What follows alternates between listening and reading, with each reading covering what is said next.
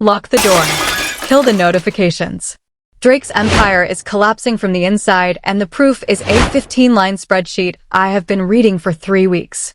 Roll the tape back on everything you thought you knew about the Drake situation, because what I am about to lay out for you did not come from a rap blog, and it did not come from a burner subtweet, and it did not come from some anonymous board with a fake watermark and a broken screenshot. It came out of a spreadsheet. A real one. 15 rows. 5 columns. Names, titles, hire dates, departure dates, and one final column that reads like a body count. And every single name inside that document is walking out of the same building. The building with the owl on the door. The building Drake built. Drake did not just lose a rap battle. Drake did not just lose a lawsuit. Drake, right now in the summer of 2026, is losing something no diss track and no courthouse ruling can hand back to him. Drake is losing his company from the inside out. And the people walking out of that door are not the interns. They are not the junior coordinators.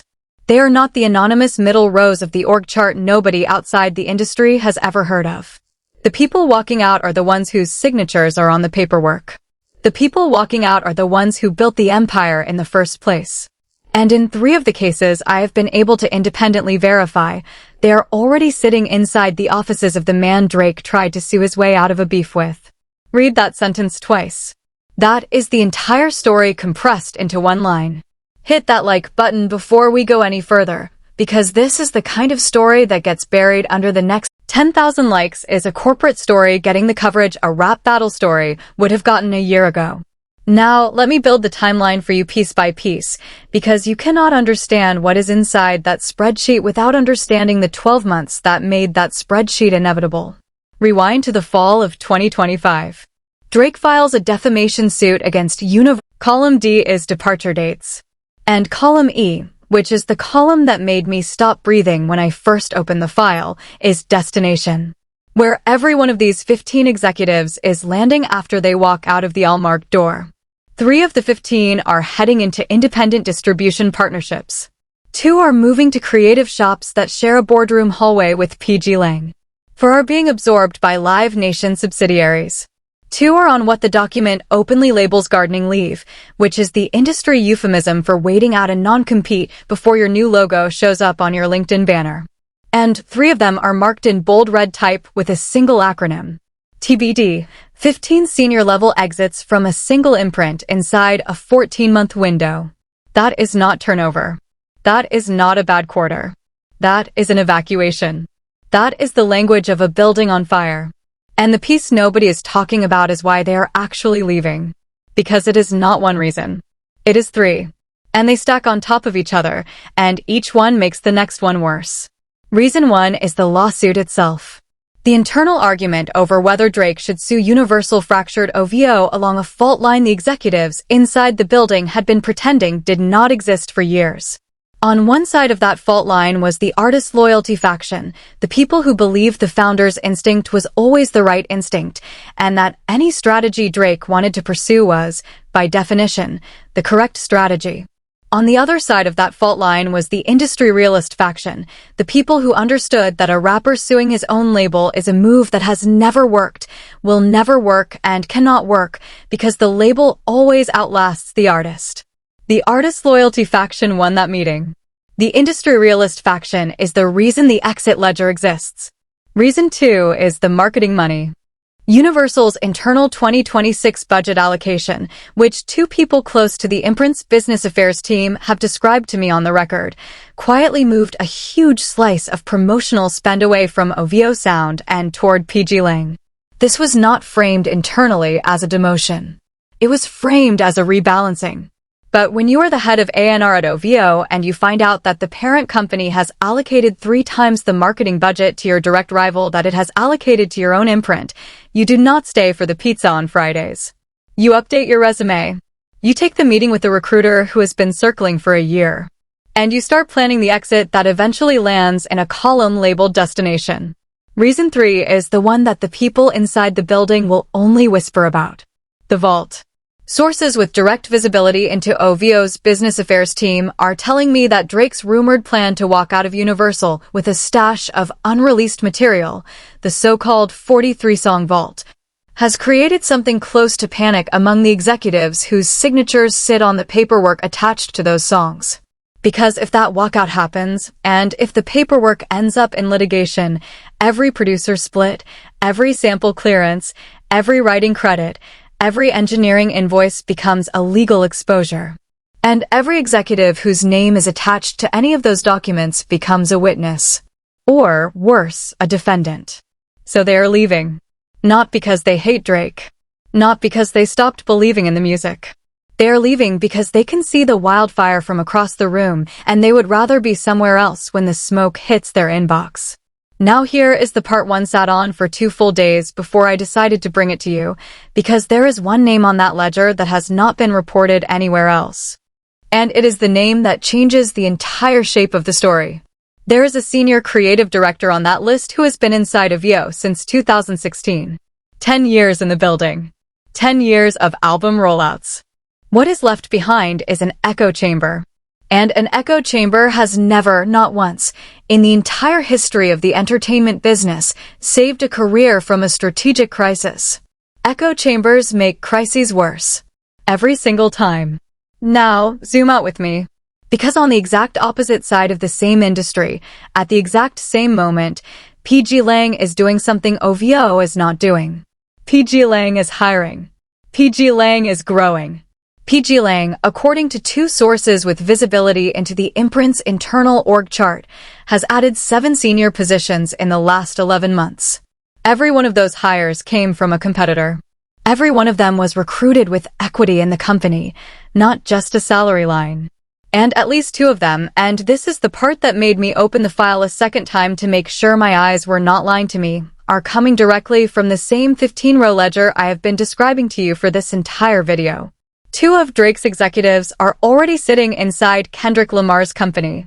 Read that sentence twice. That is not turnover. That is a transfer of capital between rival empires. And that is exactly what the collapse of a dynasty looks like in real time. Rome did not fall in one afternoon. Rome fell when the generals started leaving the capital and swearing allegiance to the generals standing outside the walls. And right now, in the summer of 2026, the generals of OVO are leaving. Some of them are already inside the Pglang building. Some of them are counting the days on their non-competes. And Drake himself, according to every source I have talked to in the last month, is spending most of his time in Toronto, in the studio, trying to finish the material that is going to decide whether he stays at Universal for another contract cycle or walks out with the vault and no institutional support to release it. And this is the angle every mainstream music outlet is missing. Because everyone is still covering this beef like it is a music story. It stopped being a music story the day the first executive filed paperwork. It is a corporate story now. It is a boardroom story. It is a story about who is going to control the infrastructure of hip-hop for the next decade. And the answer, if the exit ledger is accurate, has already been decided. It is just waiting for the paperwork to catch up. Here's the domino nobody wants to say out loud. OVO was never supposed to be just a record label. OVO was supposed to be a lifestyle empire. That is the part of the plan that gets forgotten every single time this conversation devolves into a scoreboard. The fashion line. The rumored streaming platform. The Toronto Raptors partnership. The Night Owl expansion. All of that was scaffolded on top of the assumption that OVO Sound would remain a top priority universal imprint with a full marketing budget and a functioning executive team. Every one of those assumptions is now on ice. You cannot launch a fashion line when your senior creative director is on a return TBD sabbatical. You cannot launch a streaming platform when your business affairs team is polishing resumes. You cannot build a lifestyle empire when the empire is losing executives faster than it is signing artists. And here's where the ground actually shifts. Because the exit ledger, when you read it in full and cross-reference it with what Pglang has been quietly doing on the other side, tells you something the beef never told you. It tells you that Kendrick Lamar was never trying to win a rap battle. Kendrick Lamar was trying to win the industry. And the difference between those 2 ambitions is the difference between a hit single and a dynasty. A rap battle is a night. A dynasty is a decade. And a decade is what Pglang is building right now with the pieces that used to belong to Drake. Stay with me, because the next layer connects everything. The reason the OVO exits are hitting in this exact 14-month window and not 5 years ago is because the incentive structure of the entire industry has flipped. For 20 years, the safest career path for a senior hip-hop executive was inside a major label imprint attached to a superstar artist. That was the golden path. The equity was small, the salary was strong, the prestige was enormous. What Pglang is now offering, according to two people who have been inside the recruitment conversations, is different. Pglang is offering equity. Real equity. Ownership positions inside an independent operation that intends to stay independent. And once that offer sits on the table in this industry, the golden path stops looking golden. It starts looking like a pension plan from the last century. That is the piece nobody outside the boardroom has connected yet. Drake did not just lose a lawsuit. Drake lost the recruiting war. Because the moment a rival imprint starts handing out equity in a business that intends to stay in family hands, every senior executive in the industry starts running math they were not running a year ago. And the math, for anyone whose loyalty is to their own career and not to a specific artist, works out in favor of the rival every single time. And now the sabbatical name makes even more sense. Because if that person, the 10-year senior creative director, is on an open-ended sabbatical, then the person the industry is watching for is not the one leaving. The person the industry is watching for is the one that person is quietly meeting with during that sabbatical. Nobody with that resume takes an open-ended break to garden. Somebody with that resume takes an open-ended break to have conversations that cannot legally happen while their current contract is still active. And when the sabbatical ends, we are all going to see where those conversations landed. And I would bet, based on every source I have spoken to, that the landing pad has an eye-shaped logo on the door. The map is already drawn. You just have to know where to look. Here's my read on what comes next. And I want to be honest that this is a read, not a scoop. OVO Sound survives 2026. But it does not survive 2026 as the same company. What emerges on the other side of the fourth quarter, based on every conversation I have had and every document I have been able to review, is a dramatically compressed imprint. A skeleton crew focused almost entirely on Drake's own catalog. A marketing footprint that looks nothing like the OVO of 2019. A roster reduced to a handful of core acts. A lifestyle expansion put on indefinite pause while the label figures out whether Drake is even staying at Universal for another contract cycle. That is not the death of a company. But it is the death of the version of the company everybody in the culture thought they were watching. It is the death of the empire phase. And what replaces the empire phase is a much smaller thing that will never carry the gravitational pull the empire carried. Meanwhile, on the Pglang side, the trajectory is the exact inverse. Every quarter, the org chart grows. Every quarter, the equity table gets more crowded with names that used to sit inside rival buildings. Every quarter, the projects get more ambitious. The NBA Players United rollout was not a one-off. It was a pilot. It was Pglang running a test on a partnership model they intend to replicate across every high-leverage vertical they can walk into.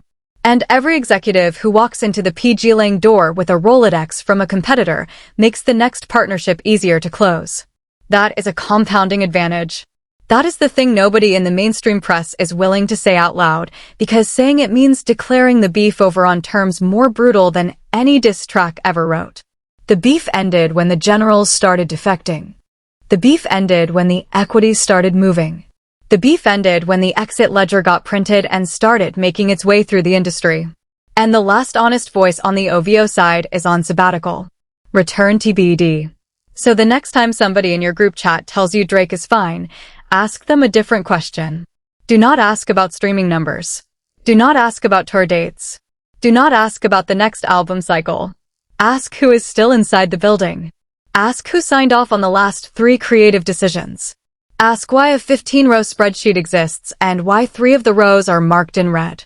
Ask why the senior creative director is on a leave with no return date. Because the beef was never just about who won the rap battle. The beef was always about who was building infrastructure and who was building headlines. And right now, the infrastructure is walking out of one building and pooling into another.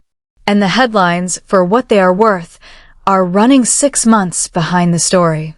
The full exit ledger is being cross-referenced against public LinkedIn changes by two separate reporters, one at a legacy trade outlet, one at an independent publication I trust with my sourcing. When those cross-references are complete, and I expect that inside the next few weeks, we come back to this channel with names, titles, and destinations. Not rumors. Verified. Documented. On the record. Until then, remember what I told you at the beginning. Tell me who you think the sabbatical name is. Tell me which of the 15 you think ends up at Pglang next. Tell me whether you believe OVO survives 2026 as a real imprint or as a memory. Because the room where this is being decided is not the courthouse, and it is not the recording studio. The room where this is being decided, and Drake knows, better than any journalist in this room, that when middle management starts filing paperwork in the same fiscal quarter, the building is already deciding what its next chapter looks like without you. He is not stupid. He is watching the same document I am watching. He is doing the same math the people leaving are doing. The question is what Drake does about it. And I want to be careful here, because I do not know Drake personally, and I do not have a source inside his own inner circle telling me what he is planning. What I do have is the pattern of behavior Drake has shown for the last 3 years. And that pattern says Drake does not retreat quietly. He escalates. He counterpunches. He finds the loudest possible response to the quietest possible problem, and then he lets the response become the story so that the problem never has to be discussed on its own terms.